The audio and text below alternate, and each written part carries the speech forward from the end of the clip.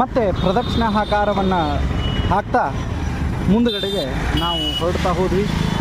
So ಮುಂದಿನ ದ್ವಾರಕ್ಕೆ ಪ್ರವೇಶವನ್ನು ಪಡೀಲಿಕ್ಕೆ ನಮಗೆ ಯಾವುದೇ ರೀತಿಯಾದಂತಹ ಅಡೆತಡೆಗಳಿಲ್ಲಾರದೆ ಒಂದು ಪ್ರದಕ್ಷಿಣೆಯನ್ನು ದೇವರಿಗೆ ನಾವು ಹಾಕ್ಬೋದು.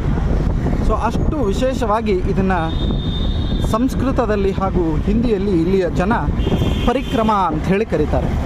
ಪರಿಕ್ರಮ ಅಂತನೋ ಶಬ್ದಕ್ಕೆ ಪ್ರದಕ್ಷಿಣೆ ಅಂತ ಅರ್ಥ. ಸೊ ಈಗ ಪ್ರದಕ್ಷಿಣಾಕಾರವಾಗಿ ದೇವಸ್ಥಾನದ ಮತ್ತೊಂದು ದ್ವಾರಕ್ಕೆ ನಾವು ಹೊರಟಿದ್ದೇವೆ.